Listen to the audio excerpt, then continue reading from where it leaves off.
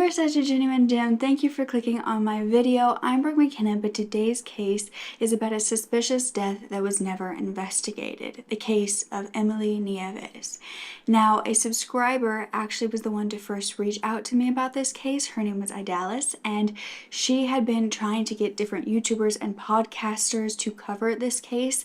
And through her, I learned about it. And then I realized that Emely's family, as well as friends, were trying to get the news out about Emely's story. And so I was more than happy to be able to be the one to tell her story, and I reached out to her friend Nicole, and Nicole is someone who's been working with Emely's sister-in-law to fight for justice for Emely. So I was able, with their help, to figure out all of the details of this insane story and bring it to you today. So thank you to Nicole and Anna for helping me out, and Idalis for bringing this case to my attention in the first place. I truly appreciate it, and I really hope that you listen all the way to the end and you really learn about Emely's story, because it's a case that has not gotten any attention. It has a lot of negligence, a lot of cover-ups or believed cover-ups, and it is just quite a heartbreaking story. So, without further ado, let's go ahead and get into the story.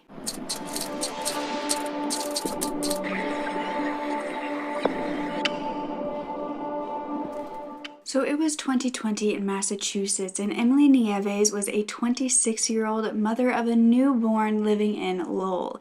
Now, Emely was known to be quite a beautiful woman inside and out. She could make everybody that she met her friend. She had the best smile and laugh. She was so nice to everybody, and her best friend, Nicole, who I spoke to, described her as the best.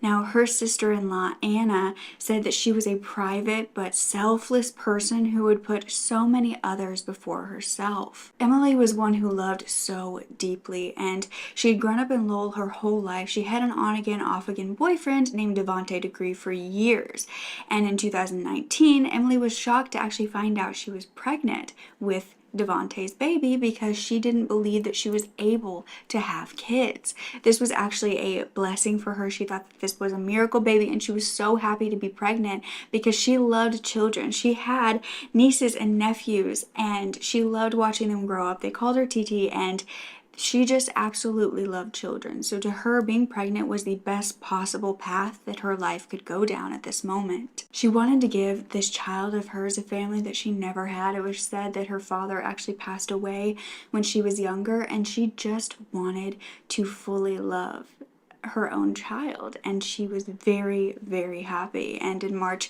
of 2020, Emely would give birth to her and Devonte's beautiful son, Amon, and they were actually living with Devonte's mother at this time. Her name was Tina Degree. This worked for them as well as Tina, because Tina loved being able to see her grandson and would often babysit anytime that Devonte and Emely wanted to go out and have some time to themselves. Tina was also said to be a huge part in all of her kids and grandkids' lives, so she was more than happy to have them be staying there. But on May 26th, a 911 call would come from Tina's home, which was at 305 Nesmith Street in Lowell. She would tell them that her son's girlfriend was not breathing and that she believed that she had choked on some vomit.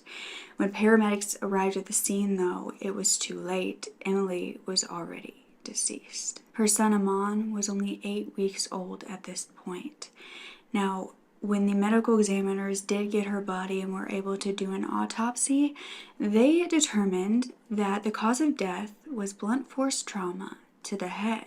Injuries were listed on her body as strangulation marks, bruising under her right eye, bruising on her chin, bruise on the side of her face, a bleed in her head, bleeding in her ribs, bruising on her back, bruising from her hip, bruising from her shoulder to forearm, and she also had multiple injuries that were in various stages of healing, as though they had happened at different time periods. Yet this medical examiner, who has yet to be named in the media, decided to not document the manner in which she passed away. So the manner in which this blunt force trauma occurred, it was listed as undetermined instead of choosing whether it was accidental or homicide. Now, Tina's account of what happened that day started with the day prior, which was Monday, May 25th. This was Memorial Day, and Devontae, Emely, and Amon were all out for the day, hanging out together, having a family day. But later that day, Tina got a call from Emely asking if she would watch Amon for a little bit so that the two of them could go out on their own and kind of be more irresponsible and not have to look after a child, be able to drink, do whatever they wanted.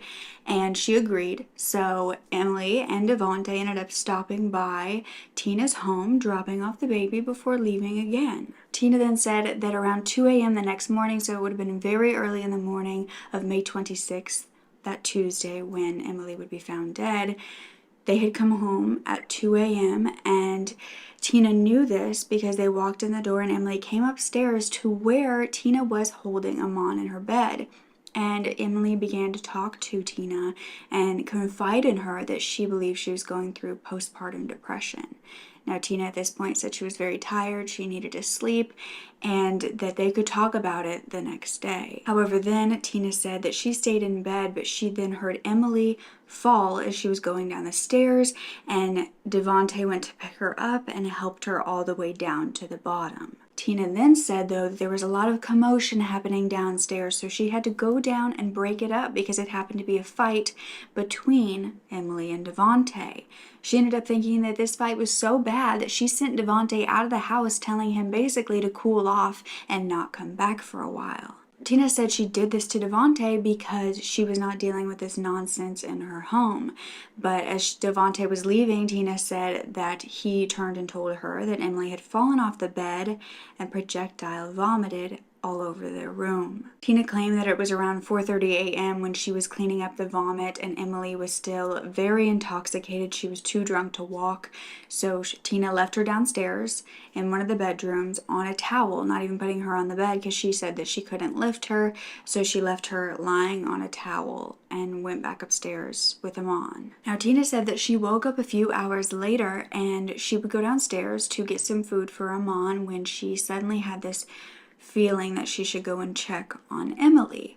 Now, she believed this was something like a mother's intuition, and she walked in and she realized that Emely was still in the same exact spot that Tina had left her hours ago, and she was also turning blue. Her lips were a very vibrant shade of blue, and it was very obvious that she was not breathing. Now, after this autopsy was revealed to the public and the findings of no manner of death, there were a lot of questions, and the Middlesex District Attorney was asked why it was undetermined, to which they responded, "This investigation is ongoing at the time, so we're unable to comment further on that." However, no investigation was occurring, nor would it ever be. Now, this particular medical examiner who did the autopsy was believed to be a very problematic medical examiner. Now, this was talked about on the source turtleboysports.com. Now, their sources say that in Lowell there was another case that went to trial. It was a manslaughter trial of a woman who they believed injected a man with a fatal dose of heroin. This man died. However, this case was dismissed after the ME refused to say that the cause of death was an OD, even though there were many witnesses who said as soon as that needle was in his skin and the heroin was injected, he passed away. Now, I could not find any information myself to confirm this, so you cannot be too certain, but even if you don't believe that this is a credible source or a credible story, or it's maybe not even the same ME, you could believe that as well, but there seems to be no effort with Emely's ME in finding the truth and finding that manner of death in her very unnatural seeming death. This seems like it would be the most important question for everybody after the cause of death was determined to be blunt force trauma to the head. It wasn't like she had a heart attack. It wasn't like some natural causes. Blunt force trauma to the head, that speaks volumes. But her death certificate was printed with the statement saying that it was undetermined, meaning that the MU was saying that there was no evidence to say whether this was homicide, an accident, or suicide. Now you may be thinking, well, if the body could not tell them how this blunt force trauma to the head occurred, then they needed to start questioning people. An investigation needed to happen. That would make the most sense around finding the truth. But this was not what happened in Lowell.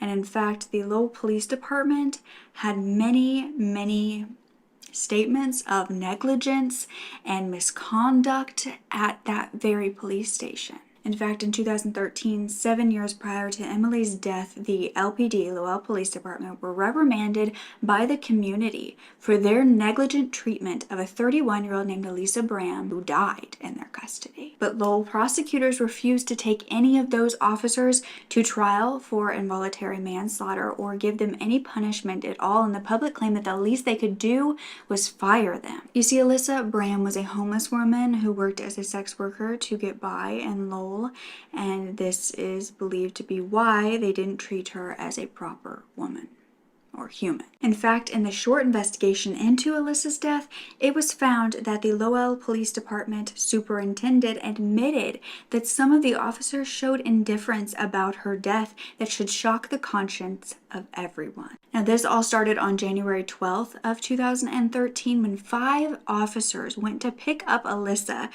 because she was very drunk.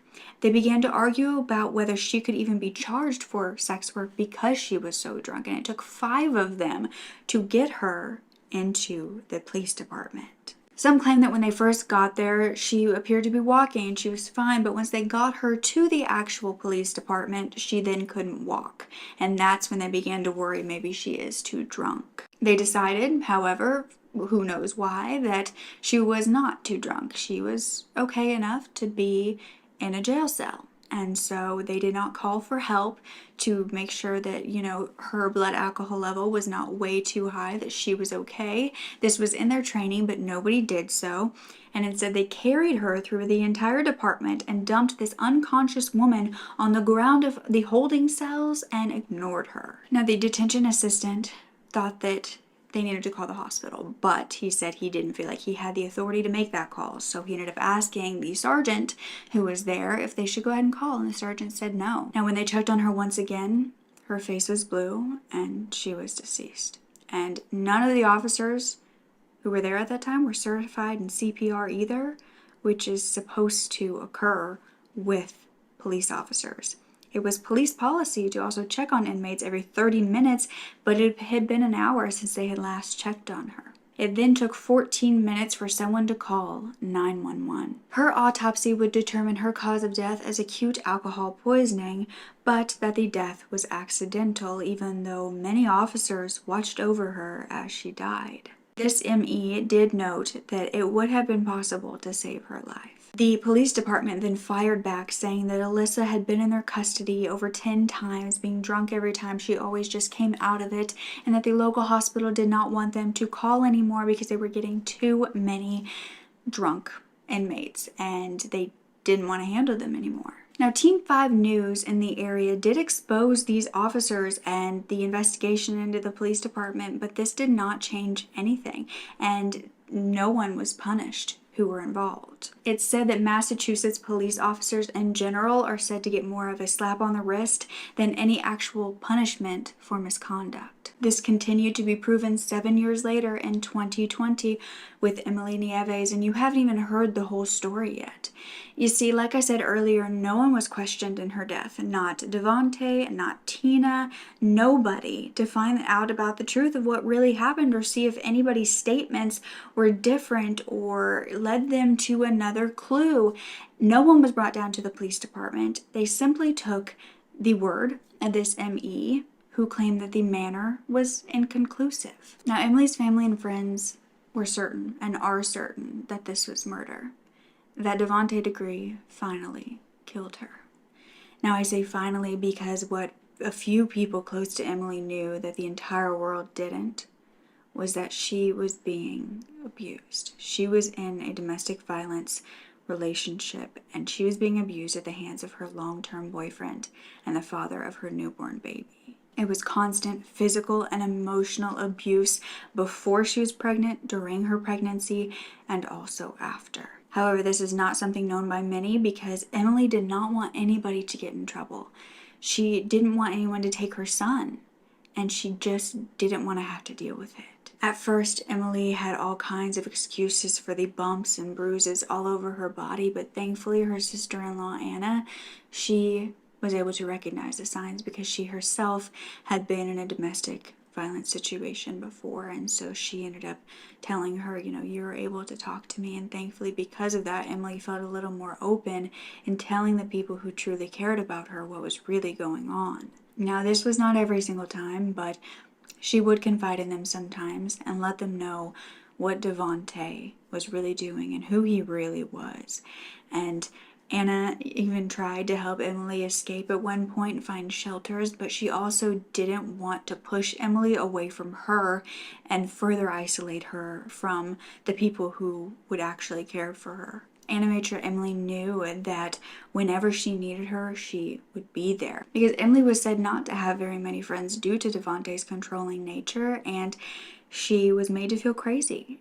And Devontae was even always cheating on her. Eventually, Emely began to get fed up with the way that Devontae was treating her, though. And in many abusive situations, the victims, when they have children or when children are in the picture, will often stand up a bit more because they fear that the abuse will trickle down to the child. And there were many times that Emely was holding Amon or taking care of Amon and would be abused by Devontae while holding the baby. There were many times that Emely couldn't even care properly for Amon due to the harsh injuries that Devontae had caused. So her family and friends were starting to receive these texts and these photos and these videos of what was happening. And she would say things like, he kicked me in the head and ribs. I don't know if I can walk.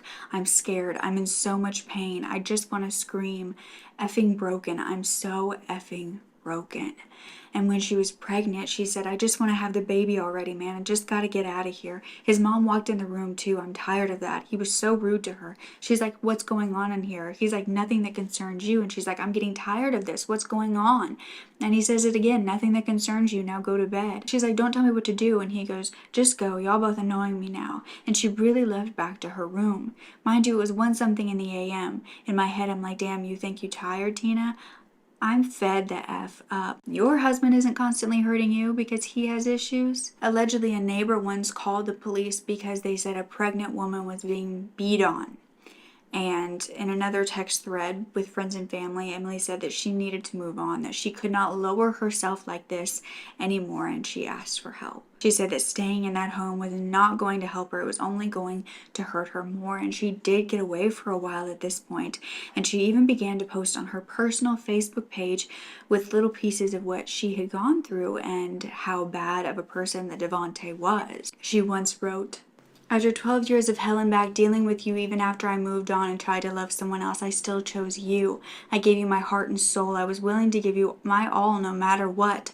All I wanted was a family for my son and for us, but you did something I will never move forward from. You put my unborn child at risk, putting your hands on me, dragging me like a rag doll all over the floor, and they watched you. You left us behind and in pain, to then top this all off with you having another child with someone else. So no, I don't expect anyone to tell me how to feel. I effed up, yes. I shouldn't have put my hands on you either. But at the end, you will always make me look like the bad guy. It is what it is. Enjoy your new family. I guess this is my karma. I'll take it. Now this was soon deleted, and put our business up was what she wants. Okay, yes, I effed up and did what I did. She did what she did. I hope every day he gets bigger and stronger for his mom. She needs her backbone, and Amon is that for her.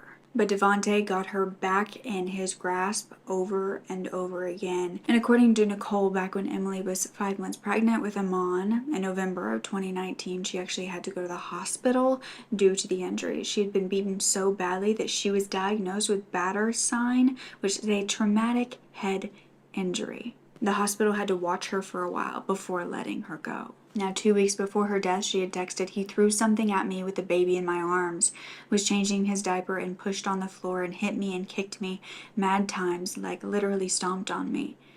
Then she started speaking about leaving, and she said, I feel so weak. He left with my son and took my keys, phone, wallet. I don't know what to do. He has all my money.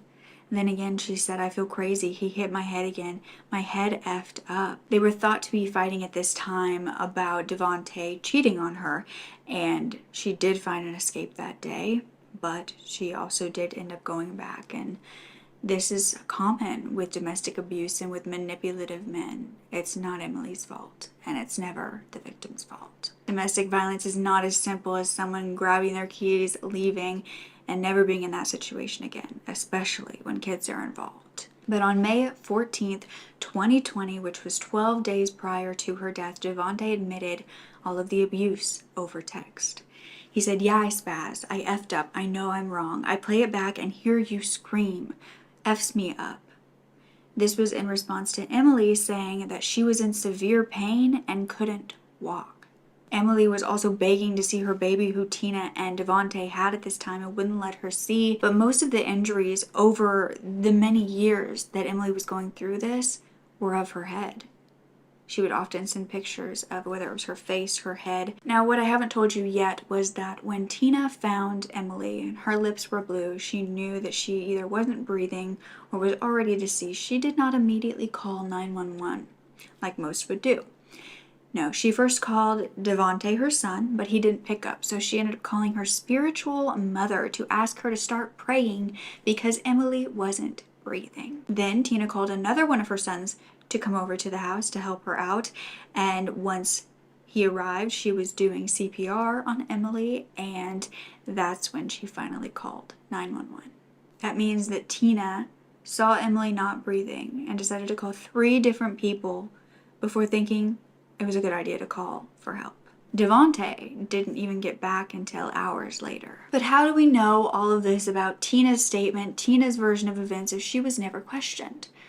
Well, it's true. She was never questioned by police. This is not police statement. This is from a Facebook Live that Tina did, a 16-minute long live stream where she came on 5 months after Emely's death to clear the air because she was very angry. She was very emotional. She claimed that she was tired of the rumors and the theories and wanted to clear things up.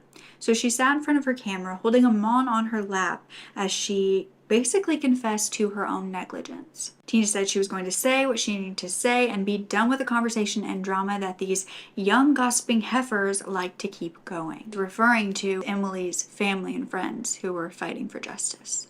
All right, so Facebook, I'm doing this live. It's not a question and answer live. This is just a live to just say what I have to say. I'm going to say what I have to say, and I'm going to be done with this conversation. I'm going to be done with all this unnecessary drama that these young gossiping heifers like to keep going.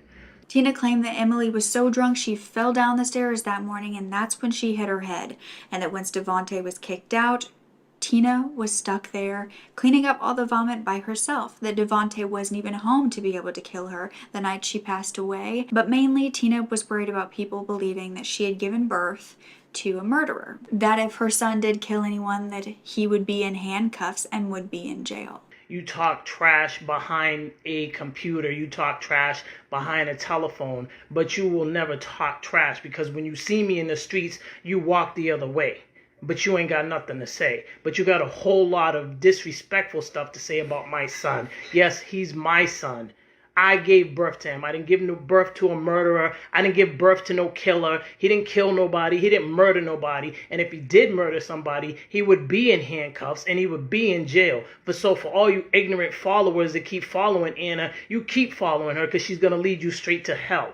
Tina said that she had receipts of everything that happened that day and everyone she called if anybody wanted them. Now, Tina was mainly focused on Anna as far as her anger because she believed Anna, who is Emely's sister-in-law, was the one who was spreading lies and was trying to get money out of people for their sympathy. In regards to the domestic violence, Tina then said, I want to ask y'all this, all y'all young kids and all y'all people that think y'all know everything, y'all are in relationships? If people really looked really hard into y'all's relationship, what would they find? Because I know it won't come up roses. What would they find? Let me tell y'all something. Every relationship has their problems. Every relationship goes through their struggles. So don't sit there and tell me y'all got the better relationship or y'all got the best relationship. Everybody got their flaws. Everybody makes their mistakes. I'm not saying my son's a saint, because he's not. Ain't nobody perfect. None of us are perfect. But what I did do is raise my son to take responsibility for the things that they do and accept the consequences for the things that they do, good or bad. But one thing I'm going to tell you is he's not, and I'm going to say it again, he's not a murderer. He didn't murder nobody. He did nothing wrong. And the only thing he's trying to do now is raise his son in peace. The Emely Nieves Foundation was created at this point, and they started a petition for the Massachusetts State Police to investigate this case. That's what's so heartbreaking in this case. This is not a plea to reopen a case that didn't have anything done or had the bare minimum done, or that they think there's more evidence to find. This was just for an investigation, because that never occurred. And I will, of course, have that petition linked down below for all of you guys to sign, but even local media won't touch this case. With the injustice right under their noses, it appears they just don't care, or maybe they're scared to speak out. But the foundation put on a protest, the first anniversary of Emely's death, at the Lowell Police Department. And it was a peaceful protest. They all stood outside, and all they wanted was to be heard. They've had a lemonade stand fundraiser to raise awareness at a local basketball tournament, yet their fight for Emely has not made one person actually do their jobs and investigate this case. Emely's family want a murder charge brought against the person they believe is responsible. Anna has said nothing is going to bring her back. We accept that, but he should be paying for what he did.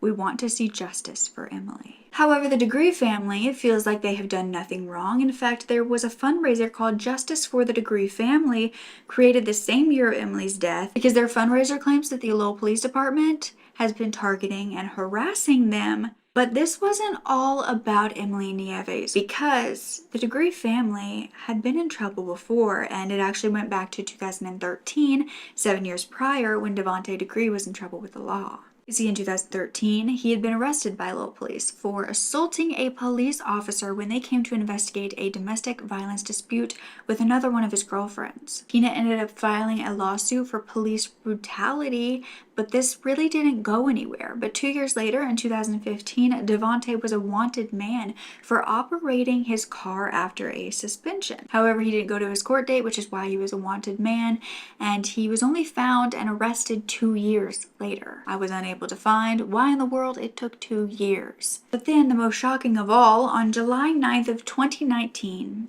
Tina Degree, who was 47 years old at this point, had allegedly punched a 31-year-old Lowell woman in the mouth who was pregnant at the time. She was in her second trimester, and this was all said to be due to the fact that this woman was saying that she was pregnant with Devontae's child. The two women began arguing over proof that this was his child, and the pregnant woman said that Tina became enraged, took a crowbar out of her car, and threatened to hit her while raising it above her head. A witness of all of this came forward and said, yes, this pregnant woman is telling the truth. That's exactly what happened.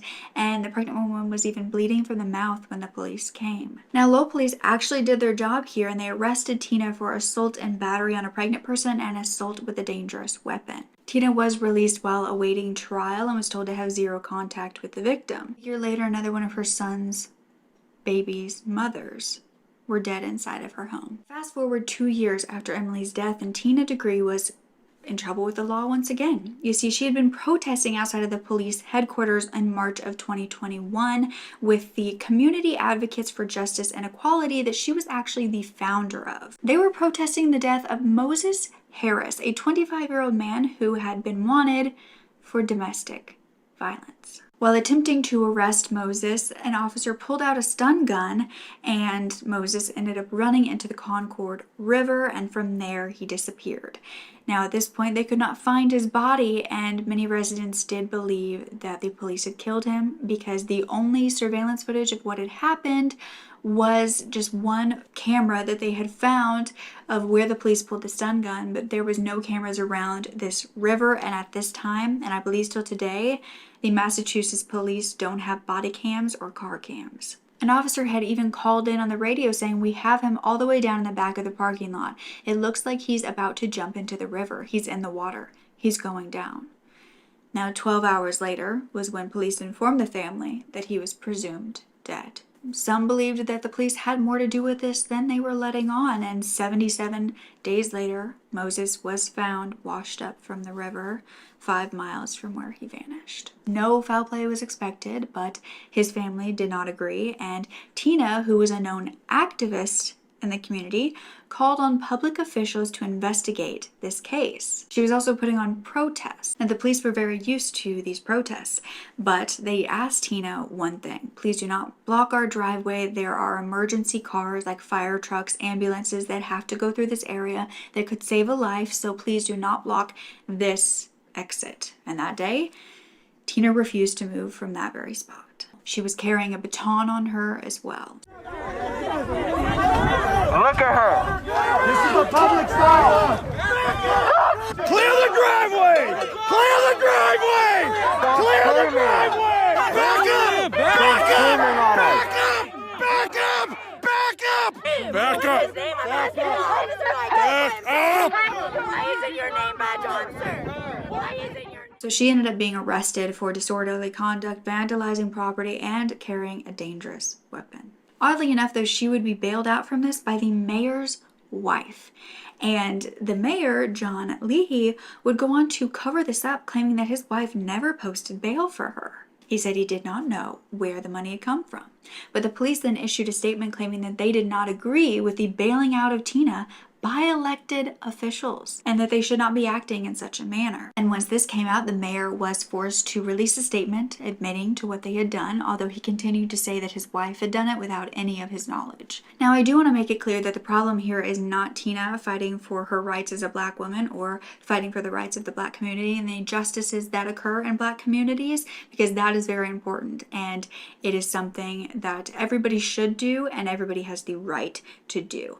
The problem, though, is that she has been very vocal about fighting for other people, but also how absurd the fight for justice for Emely is, especially when that is your grandson's mother who passed away. And then Devontae was seen doing that same exact thing. On his personal Facebook, where his profile picture is of him and Amon, he has been very vocal about Michaela Miller's murder. Now, she was a 16-year-old in the neighboring town of Lowell who was found dead a year after Emely in 2021. She was found in the woods with a belt around her neck, and it was ruled a suicide.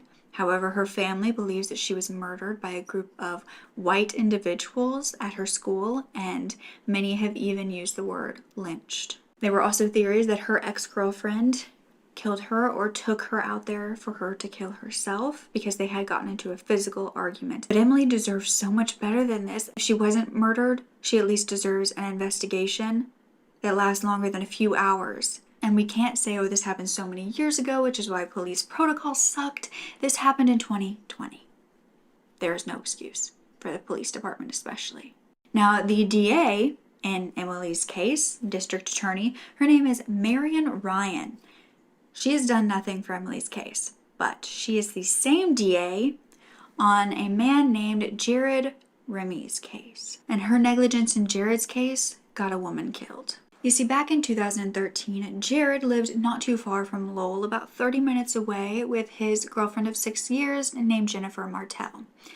And in 2013, the police were called to their home due to a fight after Jennifer was pushed by Jared into a mirror. Jared was arrested for assault and battery with a dangerous weapon, and Jennifer also received a restraining order from him. But then the next day, Jared was released on personal recognizance without warning, even though he had a long history of domestic abuse, and they didn't feel that Jennifer was in danger. Now, Jennifer did elect not to have the restraining order extended, but this was allegedly due to the fact that Jared's mother and Jared asked her not to. Only a day after this, Jennifer Martell was dead.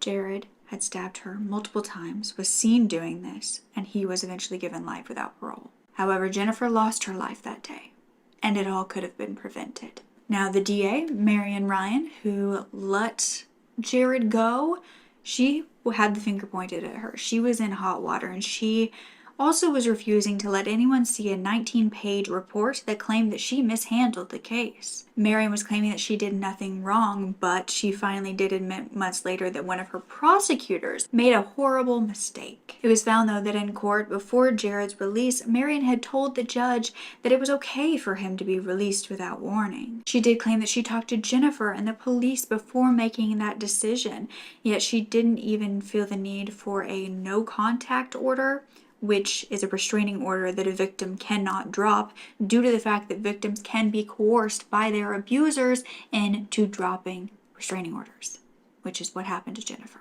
allegedly. It's the exact reason it's there, but Marion didn't believe that it was necessary, even with Jared's history. Marion has said that now her office will enforce a no-drop policy that allows no victim to dismiss criminal charges, and they also filed charges against Jared and his mother for witness intimidation. However, has this DA really learned her lesson if she is the alleged woman in charge of this case and of Emely's case, and nothing has been done in Emely's case either? I do believe that the large part of negligence and the lack of investigation does have a lot to do with the color of Emely's and also Michaela's, in her cases, skin. I think it's really telling that there is simply no awareness, no media coverage, no investigation at all. They couldn't even try. They couldn't even make it look like an investigation occurred. No, they just simply did not care to do anything. Now, Emely's good friend Nicole, that I was able to speak to, she actually took to TikTok to see if social media could help them because nobody was telling this case. And so amazingly, it actually gathered 3 million views, and now they are hoping to share Emily's story as far and as wide and with as many people possible. Nicole has been such a huge help and supporter in helping me bring you guys this case, and I really hope that it helps in a big, big way. And Nicole had actually also told me of a voice note that she had gotten from a Lowell police officer who she had been in contact with. And she was basically showing him all the evidence, telling him everything that occurred, and this is what he had to say about it. Oh yeah, fucking Devontae, man. He fucking beat her pretty good, huh? Jesus. She then was saying, we need to do something about this. He needs to be convicted. And this is what the officer said. Because you need evidence to convict somebody. You need, real evidence. I mean, circumstantial? Yeah, okay, maybe. But they don't even know what the exact cause of death is. So, yeah, that's why.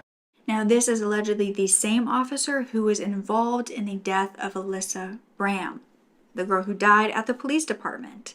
And he is still active today. Whatever you believe happened to Emely, we should all agree that when a manner of death can't be determined, a little bit of an investigation should occur. Even just a little bit. Emely received nothing. So why is there no evidence like the investigators claim that they need? Well, because no one did anything to search for it. Her family and friends are scraping together what little knowledge they have of doing an investigation and doing it themselves. Something I do want to mention here is please do not contact direct people that you believe are involved in this or their families. Do not get involved with them. That can be unsafe for many, many, many reasons. Please, if you want to do anything, show support, whether that's down below, whether that's signing petitions, but do not get involved in that way and put yourself in a dangerous situation. That will not help to get Emely justice. That will just make it so there is more horror and more tragedy in this case. I am honored to tell you Emely's story and to be able to amplify a voice that was taken away from her, and I will leave the numbers for domestic violence hotlines down below. Please get yourself out of the situation. It may not seem too bad yet, but I promise you, you don't deserve even that. You are also not weak for feeling like you can't leave, because you are much stronger than you believe. You are so incredibly strong for what you have already been through, and I promise there is a better and a safe place out there for you, and somebody who will love you far better, somebody who will show you what love really is. Please remember that the petition to start an investigation for Emely will be linked down below, and I truly hope to bring you updates with this case, that something has just been looked into. That's the thing, we're just asking for an investigation, that's it. Whatever you believe, whatever actually occurred, there at least should have been something for Emely. Something to make sure that people didn't get away with doing a very horrific thing. So please leave love and support for Emely's family and friends down below. They have been fighting so incredibly hard, and I can just tell it's taking a very emotional toll on them, even just working with me on the case, but they want to do it. And even though it's traumatizing for them, they want to help Emely, and that's the main reason why. So don't ever forget to speak up. Your voice is powerful enough, and I love you to absolute pieces. Okay. Bye.